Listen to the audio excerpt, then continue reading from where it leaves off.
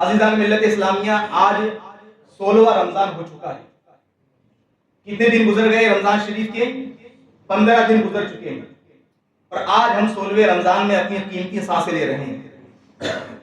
پتہ نہیں چلا کہ یہ 15 رمضان کس طرح تیزی کے ساتھ گزر گئے، کیونکہ حقیقت یہ ہے کہ اچھے دن جو ہوتے ہیں وہ بہت جلدی گزر جایا کرتے ہیں۔ مشکل کے دن کانٹے سے نہیں کٹتے ہیں، اور اچھے دن بڑے جلدی گزر جایا کرتے ہیں۔ اور رمضان شریف سے اچھا دن اور کون سا ہو سکتا ہے کہ جس مہینے کے ہر لمحے میں اللہ تبارک و تعالیٰ لاکھوں مسلمانوں کی بخشش فرما رہا ہوتا ہے، جس مہینے میں ایک نیکی کا ثواب 70 گنا بڑھا دیا جاتا ہے، جس مہینے میں نفل کا ثواب فرض کے برابر کر دیا جاتا ہے۔ اس سے اچھے دن اور اس سے بہتر ایام اور کون سے ہو سکتے ہیں؟ لیکن یہ 15 دن گزر گئے، ہمیں افسوس ہے کہ مالک و مولا ہم نے رمضان شریف کا حق ادا نہ کیا، اور جس طرح رمضان گزارنا چاہیے تھے اس طرح ہم نے رمضان کو نہ گزارا۔ لیکن میرے عزیزوں، ابھی بھی وقت ہے ہمارے پاس، ابھی آدھا رمضان گزرا ہے، آدھا رمضان ابھی باقی ہے۔ جو آفر پہلے رمضان میں تھا وہی آفر آج بھی چل رہا ہے۔ جو نیکیاں رب کی بارگاہ سے پہلے رمضان میں مل رہی تھی، جن نیکیوں کو پر ثواب، وہی ثواب آج بھی الحمدللہ ملے گا۔ لیکن ضرورت اس بات کی ہے کہ ہم نے رمضان کی قدر کیسے کی ہے، ضرورت اس بات کی ہے کہ ہم نے رمضان کو کس طرح جو ہے اپنی لائف سٹائل میں گزارنے کی کوشش کی ہے۔ ضرورت اس بات کی ہے، سوچنے والی بات یہ ہے کہ 15 رمضان کو ہم نے کیسے گزارا ہے، اور آنے والے 15 رمضان کو ہم کیسے گزارنے کی کوشش کریں گے۔ عزیزان ملت اسلامیہ، یاد رکھیے گا یہ رمضان المبارک جو اللہ تبارک و تعالیٰ نے اس امت میں خاص اس امت کو عطا فرمایا ہے، یہ رمضان توبہ کرنے کا مہینہ ہے، یہ رمضان تلاوت قرآن کا مہینہ ہے، یہ رمضان رب کی بارگاہ میں اپنے گناہوں کی معافی تلافی کروانے کا مہینہ ہے، یہ رمضان تلاوت قرآن میں کثرت سے تلاوت قرآن کرنے کا مہینہ ہے۔ آپ جانتے ہیں تلاوت قرآن کی اہمیت کیا ہے۔ جو لوگ قرآن پاک نہیں پڑھتے ہیں یا نہیں پڑھ سکتے ہیں، میں ان کے لیے لمحہ فکریہ دینا چاہتا ہوں کہ اللہ تبارک و تعالیٰ نے قرآن پاک تلاوت کرنے والوں کی کتنے عظیم مرتبے عطا فرمائے ہیں۔ آپ جانتے ہیں اللہ تبارک و تعالیٰ کی ایک نوری مخلوق ہے جنہیں فرشتے کہا جاتا ہے۔ اللہ تبارک و تعالیٰ نے فرشتوں کو قرآن پڑھنے کی اجازت عطا نہیں فرمائی ہے۔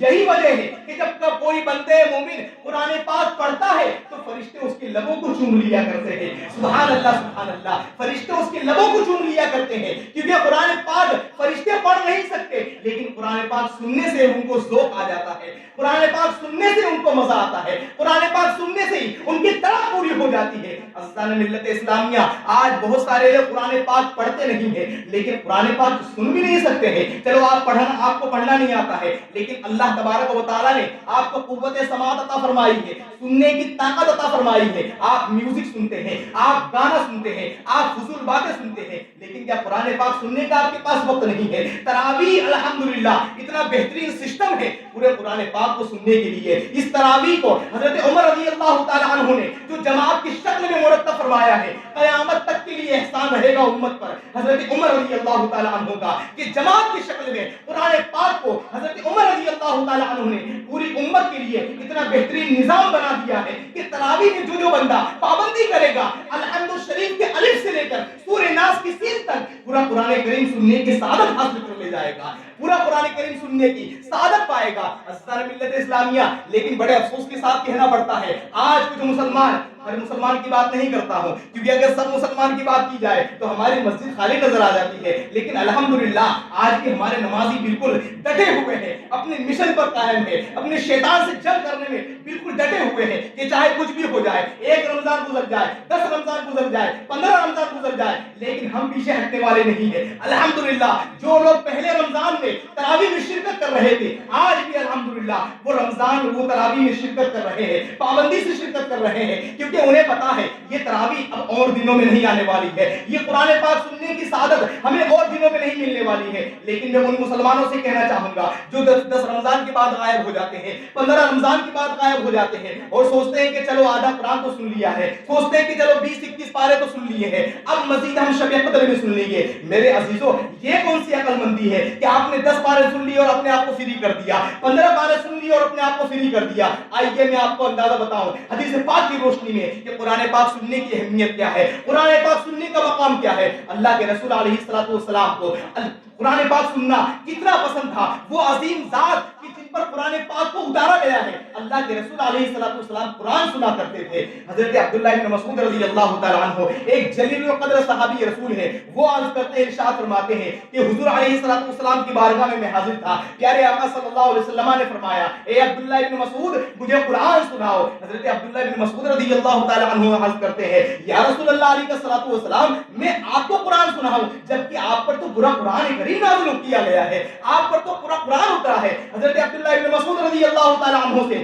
حضور علیہ السلام ارشاد فرماتے ہیں, اے عبداللہ بن مسعود مجھے قرآن پاک سننا بہت پسند ہے, میں اس بات کو پسند کرتا ہوں کہ کوئی مجھے قرآن پاک سنائے. حضرت عبداللہ بن مسعود رضی اللہ تعالیٰ عنہ نے چوتھے پارے میں جو سورہ نساء ہے اس سورہ نساء کی تلاوت فرمائی اور پیارے آقا صلی اللہ تعالیٰ علیہ وسلم جو ہے سنتے چلے گئے. ایک مقام ایسا آیا جہاں پر پیارے آقا صلی اللہ علیہ وسلم نے حضرت عبداللہ بن مسعود رضی اللہ تعالیٰ عنہ کو روک دیا. اب اس حدیث پاک سے میں ان مسلمانوں کو لمحہ فکریہ دینا چاہ رہا ہوں, ان مسلمانوں کو نصیحت دینا چاہ رہا ہوں جو کائنات کی سب سے عظیم ذات ہے, جو کائنات کی سب سے عظیم ہستی ہے, کہ جن پر قرآن کریم کو اللہ تبارک و تعالیٰ نے اتارا ہے, ان کو قرآن پاک سننا کتنا پسند تھا. جو قرآن پاک پڑھتے تھے اور پڑھتے ہی نہیں تھے بلکہ ان کے قرآن پاک پڑھنے کا انداز یہ ہوتا تھا کہ جب نماز میں پیارے آقا صلی اللہ علیہ وسلم قرآن پاک پڑھتے تھے تو جو آیت عذاب والی آیا کرتی تھی, جہنم کے بارے میں جن آیتوں کو اللہ تبارک و تعالیٰ نے جہنم کے بارے میں جن آیتوں کی ذکر کیا ہے, جب پیارے آقا صلی اللہ علیہ وسلم ان آیتوں کو پڑھتے تھے تو ان کا دل اس قدر دھڑکتا تھا کہ پچھلی کئی صفوں میں اس دھڑکنے کی آواز آیا کرتی تھی. اللہ اکبر کبیرہ. میرے عزیزوں, اب میں ان مسلمانوں سے ذرا سو پوچھنا چاہوں گا کہ تم نے کیا سوچ کر تراویح کو چھوڑ دیا ہے. میرے عزیزوں, تراویح کو چھوڑنے کا سب سے بڑا نقصان یہ ہے کہ تراویح بھی چھوٹ رہی ہے اور آپ کو قرآن پاک سننے کی سعادت سے بھی آپ محروم رہ رہے ہیں. ایسی بدنصیبی والی زندگی سے کیا فائدہ. رمضان شریف کا ایک مہینہ ہے, اس ایک مہینے میں بھی اگر آپ نے اپنی لائف سٹائل کو نہیں بدلا, اگر آپ نے اپنی زندگی کو نہیں بدلا تو پھر کون سی زندگی جی رہے ہیں آپ, اور کون سے راستے پر چل رہے ہیں, اور کون سے نام کے مسلمان ہیں. حقیقت میں مسلمان وہ ہوتا ہے جو رمضان شریف کا احترام کرتا ہے, دن میں روزہ رکھتا ہے, رات میں قیام کرتا ہے. اللہ کے رسول علیہ السلام ارشاد فرماتے ہیں, جو بندہ رمضان کی راتوں میں قیام کرے گا یعنی کہ عبادت کرے گا, رب قدیر اس کے پچھلے تمام چھوٹے چھوٹے گناہوں کو معاف فرما دے گا, پچھلے تمام چھوٹے چھوٹے گناہوں کو معاف فرما دے گا. جو بندہ مومن رمضان کی راتوں میں کیا کرے گا, قیام کرے گا. میرے عزیزوں, آج مسلمانوں کی مسجدوں کے عالم یہ بنے ہوئے ہیں کہ 10-12 رمضان کے بعد صفیں خالی ہونا شروع ہو جاتی ہیں. کہاں جاتے ہیں وہ مسلمان, اور کون سے مسجد میں جاتے ہوں گے؟ بھائی مسئلہ تو یہی ہے کہ آپ نے جس مسجد میں قرآن پاک کو سننا شروع کیا ہے, کوشش کریں کہ آخری رمضان تک آپ اسی مسجد میں پڑھیے تراویح, تبھی تو آپ کو مکمل قرآن پاک سننے کی سعادت حاصل ملے گی.